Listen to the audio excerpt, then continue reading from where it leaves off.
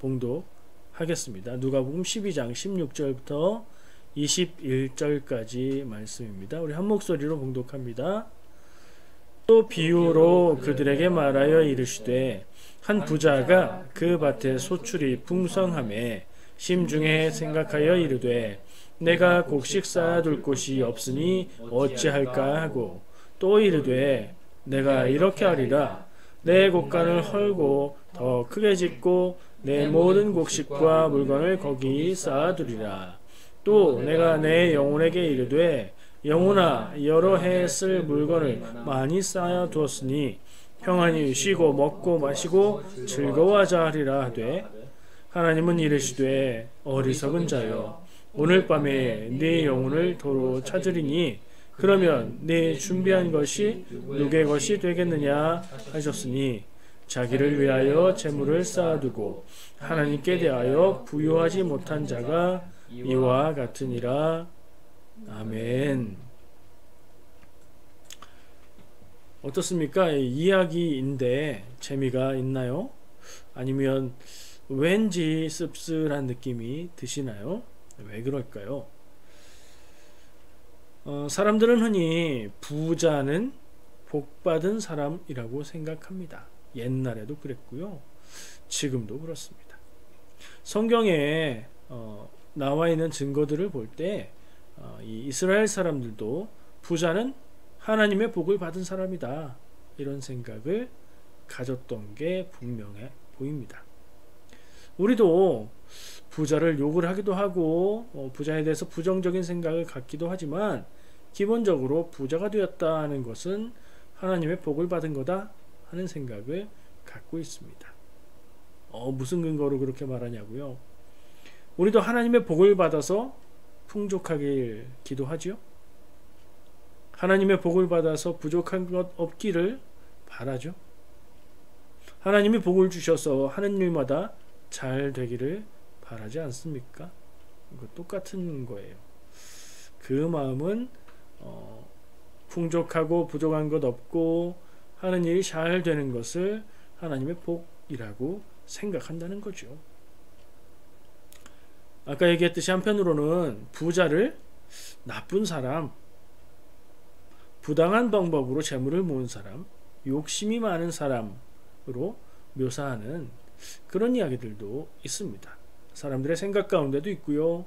성경의 내용 중에도 많이 나옵니다. 거지 나사로를 돌보지 않았던, 그리고 죽어서 뜨거운 불 가운데 있었던 그 부자, 그런 경우에는 부자라는 말만 가지고도 그는 나쁜 사람, 죄 지은 사람, 곁에 어려운 이들을 돌보지 않은 사람, 이런 느낌을 갖고 있죠. 그런데 오늘 예수님이 해주신 말씀, 이야기, 비유잖아요. 이 비유에도 부자가 주인공으로 나옵니다. 이 부자는 어떤 부자입니까? 착한 사람입니까? 나쁜 사람입니까? 그런 게 없어요. 예수님이 비유로 이야기를 시작하시면서 곧바로 한 부자가, 이 얘기는 뭐죠? 부자라는 것이 지금 할 이야기의 중요한 키워드가 되는데, 처음에 나오는 얘기가 주인공이 한 부자가 라고 소개하고 있기 때문이죠. 그런데 이 부자가 착한 사람인지 나쁜 사람인지, 열심히 일해서 부자가 됐는지 혹은 비리를 통해서 부자가 됐는지, 이런 것은 이야기를 하지 않습니다. 그냥 부자입니다. 얼마나 부자였을까요? 이게 실제 있었던 일은 아닌 거죠. 예수님이 사람들에게 어떤 내용을, 어떤 교훈을 전하시려고 이야기를 지어서 이야기해 주신 거예요. 그래서 비유라고 말합니다. 어쨌든 그 당시 시대를 우리가 상상해 보면 예수님의 시대에는 왕이 있었어요. 물론 이스라엘이나 유다는 멸망한 이후라 나라도 없고 왕도 없었지만 로마의 황제가 있었지요. 네. 귀족이 있었던 시대예요. 그 시대는 누가 부자였을까? 얼마나 부자였을까? 왕이 제일 부자였죠. 나라의 주인이 왕이니까 말이죠. 그럼 지금 시대에는 누가 부자인가? 대기업의 대기업을 소유하고 있으면 부자라고 말할 수 있겠죠. 다국적 기업, 여러 나라에 근거를 두고 있는 그런 회사라면 또 그 소유주는 부자일 겁니다. 지금과 예수님 당시를 비교해서 생각해 본다면 부자의 규모가 좀 차이가 있습니다. 지금 시대에 이 현대 시대의 부자는 정말로 어마어마하게 어마어마한 부자, 대단하게 대단한 부자예요. 현대의 부자들의 재산을 제가 알지는 못하지만 아마도 상식을 뛰어넘는 상상을 초월하는 부자일 거라고 그냥 추측합니다. 옛날에도 그랬을까요? 예수님 시대에도 왕이 제일 부자, 귀족이나 높은 신하들이 부자, 그 외에 일반 백성들은 고만고만한 상황에서 누구는 가난하고 누구는 좀 부자고 그랬을 겁니다. 저는 오늘 예수님이 해주시는 이 이야기 속에 나오는 주인공인 이 부자는 그냥 고만고만한 정도의, 동네에서 제일 부자 정도의 부자가 아니었을까 생각을 합니다. 이스라엘의 주 산업은 무엇이었을까요? 지금 뭐 나라 이스라엘을 말하는 건 아니지만 그 지역에 살고 있던, 유대야 땅에 살고 있던 그 사람들이 주로 하던 일, 오늘 이 부자는 무슨 일을 하는 사람이었을까요? 소출이 풍성해서 창고를 더 지었다, 농사 짓는 사람이었네요. 그럼 농사만 지었을까요? 정확하게 알 수는 없지만 아마도 목축도 같이 했을 거다라는 생각을 할 수 있습니다. 왜냐하면 이스라엘은 전통적으로 목축을 해왔고요. 아브라함 때부터 그들은 목축을 하는 사람들이었죠. 전통적으로 목축을 해왔고 가나안 땅에 정착하면서 농사도 지었어요. 가나안 땅은 어떤 땅이었어요? 젖과 꿀이 흐르는 땅이었죠. 이 젖과 꿀이 흐르는 땅은 풍성하고 풍요롭고 살기 좋은 땅을 상징적으로 말하는 것이기도 하고요. 그 땅에 과일도 아주 잘 되고 그리고 곡식들도 잘 된다는 그런 농업이 잘 되는 땅이라는 표현이기도 합니다. 단서가 있어요. 이스라엘에서 농사가 잘 되려면 비가 잘 와야 돼요. 비가 안 올 때 안 와야 되고 비가 와야 될 때 잘 와야 되는데 비가 안 오면 농사 망하는 거예요. 그래서 이스라엘은 젖과 꿀이 흐르는 땅인 건 맞는데 하나님이 적절하게 비를 내려주실 때만 그렇습니다. 어쨌든 아마도 목축도 같이 하고 있었을 수도 있는 이 부자는 농사를 크게 짓는 부자였던 것 같습니다. 자, 이 부자에게 어떤 일이 일어났습니까? 소출이 풍성했습니다. 농사를 지었는데 이 해에 농사가 잘 돼서 어마어마하게 잘 돼서 곡식 쌓아둘 곳이 없다. 추수를 한 뒤에 그 추수한 곡식들을 놔둘 그런 곳이 부족하다라고 걱정을 할 정도였습니다. 이미 부자여서 곡식 창고가 있었는데도 불구하고 풍년이 굉장히 크게 든 거예요. 그래서 창고가 부족한데 어떻게 하지? 고민하다 내린 결론이 창고를 헐고 창고를 더 크게 지어야 되겠다. 그리고 거기에 곡식들도 쌓아놓고 내가 가지고 있는 좋은 물건들, 비싼 물건들도 거기에 다 모아놓아야 되겠다. 그렇게 하고 나서 이 부자가 스스로 만족해하면서 이렇게 말하죠. 내가 여러 해 쓸 물건을 많이 쌓아두었으니 평안히 쉬고 먹고 마시고 즐거워하자. 이게 자기 스스로에게 이렇게 말한다는 거예요. 자, 하나님의 말씀이 이어집니다. 하나님이 이르시되 어리석은 자여 오늘 밤에 네 영혼을 도로 찾으리니 그러면 네 준비한 것이 누구의 것이 되겠느냐. 야, 마지막에 얘기가 잘 진행되고 있는 것 같았는데 촌철살인, 아주 짧은 한마디의 말로 이 사람을 다시 보게 만드는 그런 말씀을 해 주십니다. 이 하나님의 말씀을 하시는 이 내용이 예수님이 하고 싶었던 말씀이었던 것 같습니다. 그리고 21절 마지막 절에 보면 이 내용을 평가해서 말씀하시기를 자기를 위해서 재물을 쌓아두고 하나님께 대하여선 부유하지 못한 자가 이와 같으니라. 예수님이 자기가 비유로 이야기하시는 내용을 요약해서 정리하시기를, 땅에서 재물은 쌓아두었는데 하나님께 대해선 부유하지 못한 사람이 이런 모습이다, 이렇게 이야기를 하셨다는 겁니다. 그러면 이 이야기를 통해서 예수님이 전하고자 하시는 바는 뭘까요? 하나님께 대해서 부유한 자가 되어야 된다, 그게 먼저다, 그게 우선이다 라는 얘기를 하는 거겠죠. 제가 볼 때 이 부자의 태도 우리가 평가해 볼 수 있을 것 같아요. 농사를 지었는데 풍년이 들었어요. 소출이 너무 많아서 기존의 창고로는 그것을 저장하기에 부족해요. 어떡하지 생각하다가 과감하게 투자를 하기로 합니다. 창고를 헐고 창고를 다시 짓는 일은 아마도 큰 투자가 필요했을 겁니다. 그런데 그 투자를 감수할 만큼 곡식의 소출이 완전 어마어마하게 풍성했던 거예요. 그리고 나서 스스로도 잘했다고 만족하고 있는 겁니다. 일반적인 세상의 눈으로 볼 때 어땠을까요?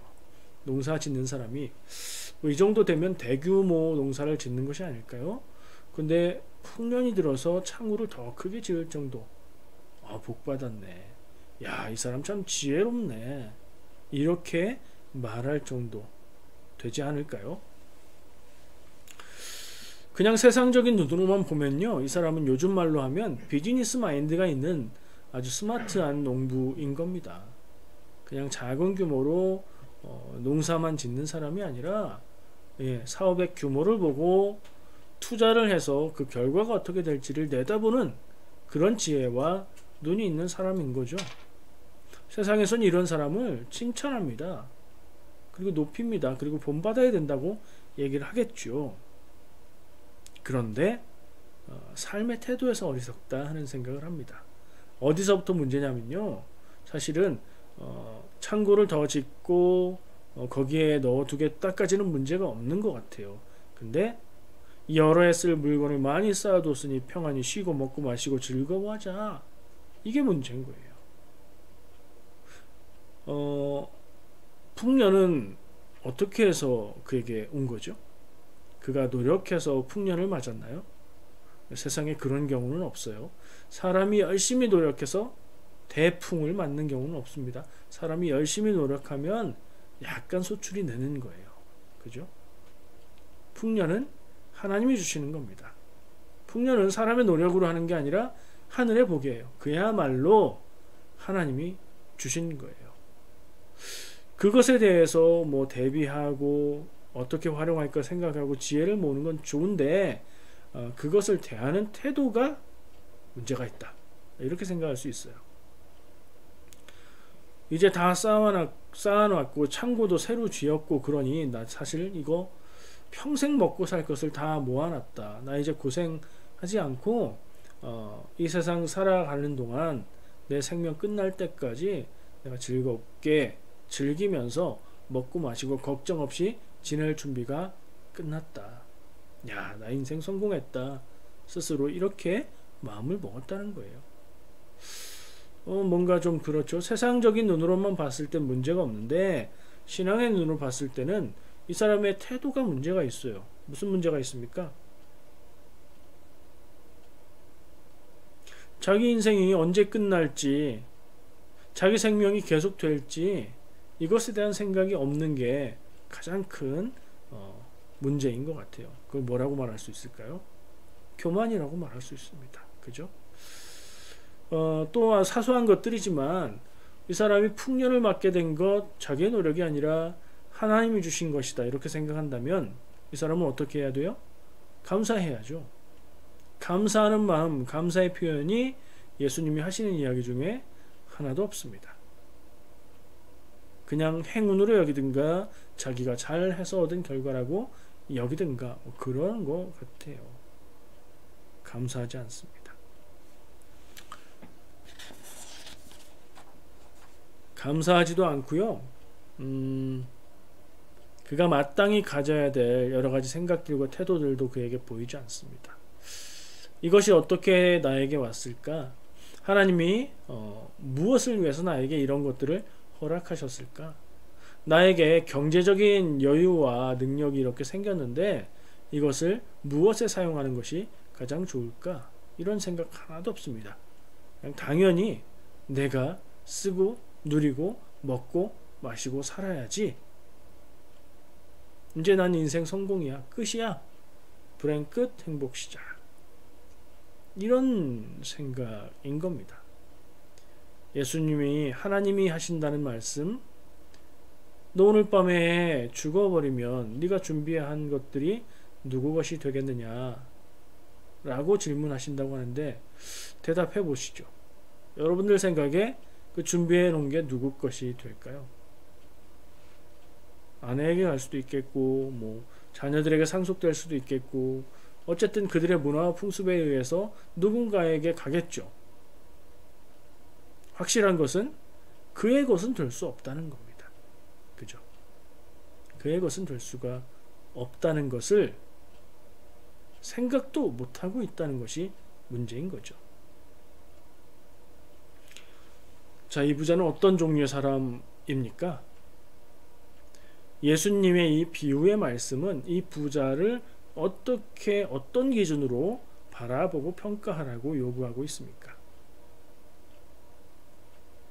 단순한 눈으로 보면요, 풍년이 들어서 소출을 보관할 창고가 부족해서 창고를 새로 짓는 지혜로운 사람, 경영할 줄 아는 사람으로 보일 수도 있습니다.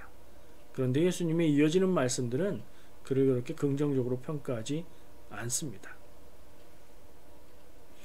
인간은 죽을 수밖에 없는 존재, 유한한 존재, 그리고 인생의 시간을 자기의 의지나 뜻으로 느리거나 줄이거나 할 수 없는 그런 존재라는 것을 기억하게 합니다.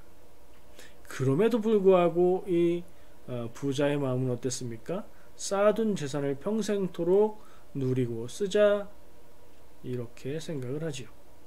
교만하고 어리석은 사람이다 라는 게 예수님이 해주시는 말씀의 의도입니다. 이 비유는요 또 보여주는 게 있는데요, 재산이 생명 앞에서는 아무 능력이 없다는 것을 보여줍니다. 재력은 그것을 누릴 수 있는 생명을 연장해 주지를 못합니다. 생명을 생각하기보다 재산만 생각하는 것, 어리석은 모습입니다.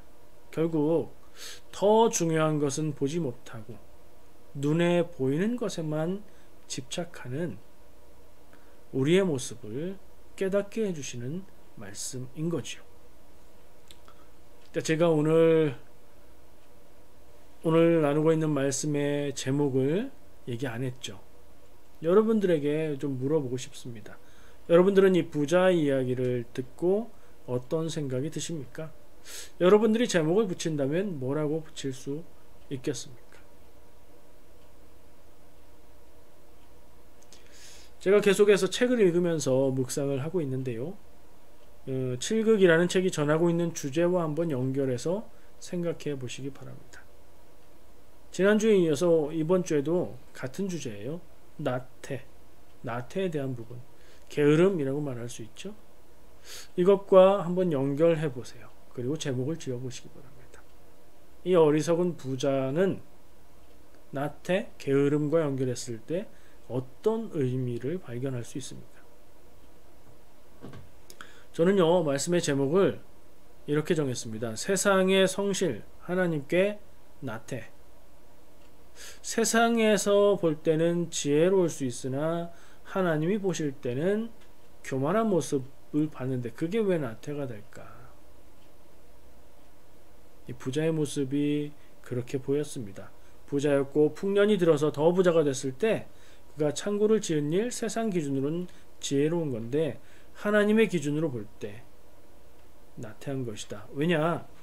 복의 근원이신 하나님을 기억하지 않았습니다. 하나님께 감사하지 않았습니다.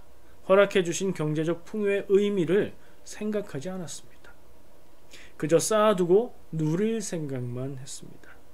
그 모습이 하나님 앞에서 마땅히 가져야 될 자세에 있어서 나태한 모습이다 라는 생각을 한 겁니다.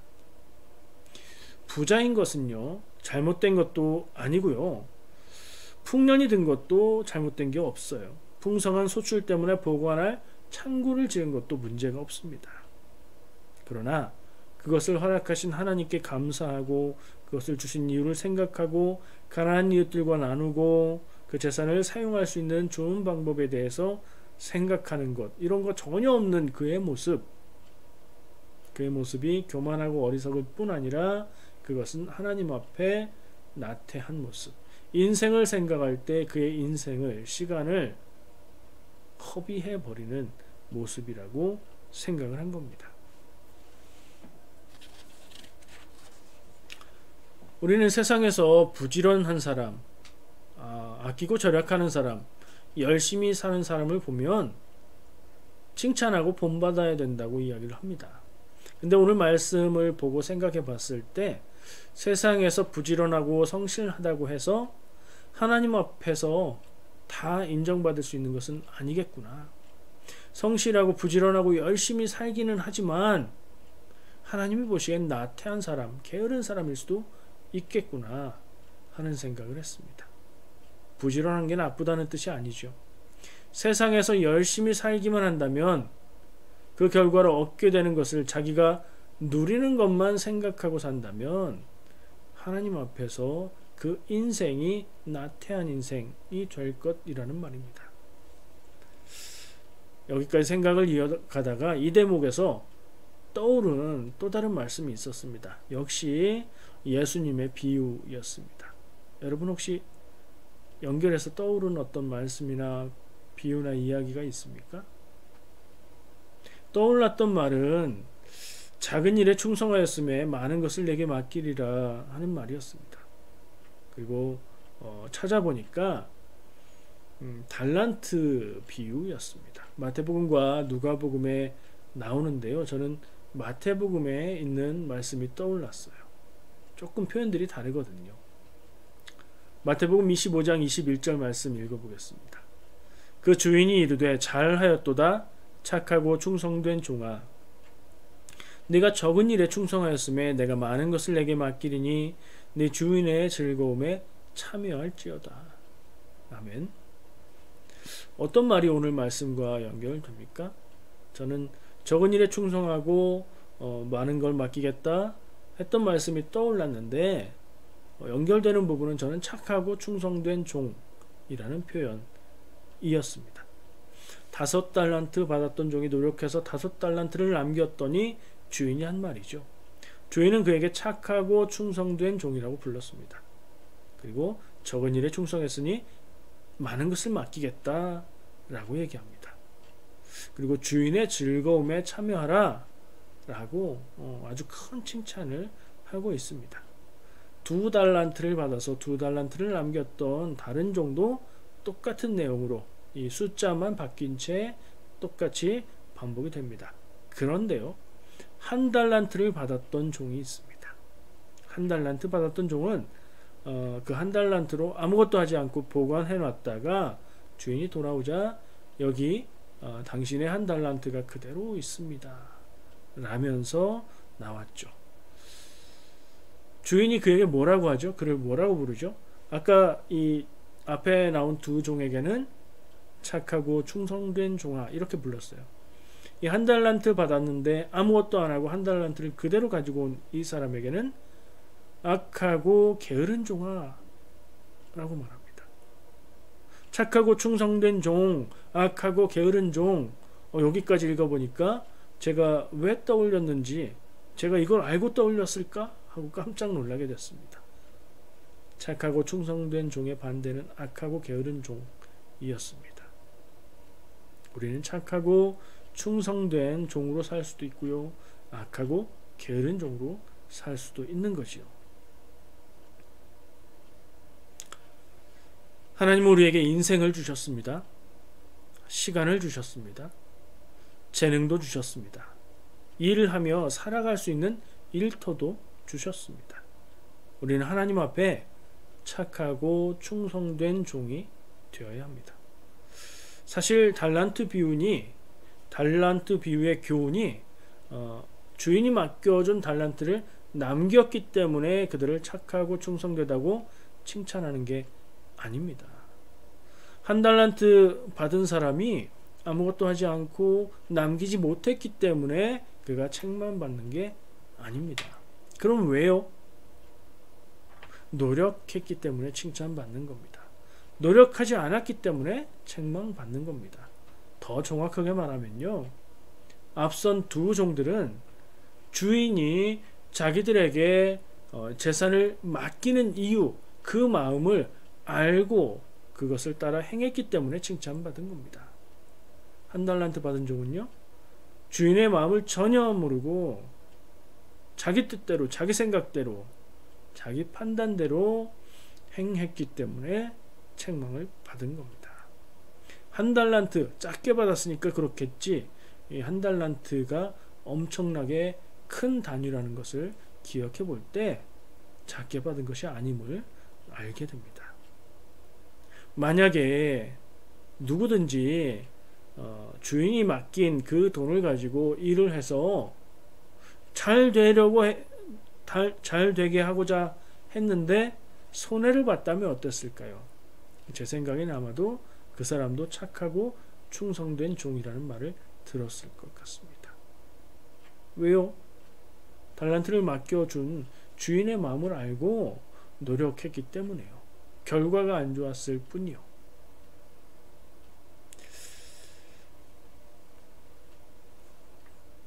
우리 함께 묵상하기 원합니다. 나는 하나님이 주신 재능과 능력과 경제적인 여유를 어떻게 사용하고 있는가 한번 스스로 질문해 보시기 바랍니다. 내가 가진 것에 대해서 나는 어떤 마음을 갖고 살고 있는가, 내 인생의 태도를 돌아보면 좋겠습니다. 세상에 성실하고 하나님께는 나태한 모습, 오늘 부자의 모습이 그렇다고 얘기했죠. 그것보다는 먼저 하나님 앞에 성실하고 세상에도 지혜로운 인생 살아가시기를 축복합니다. 기도하겠습니다.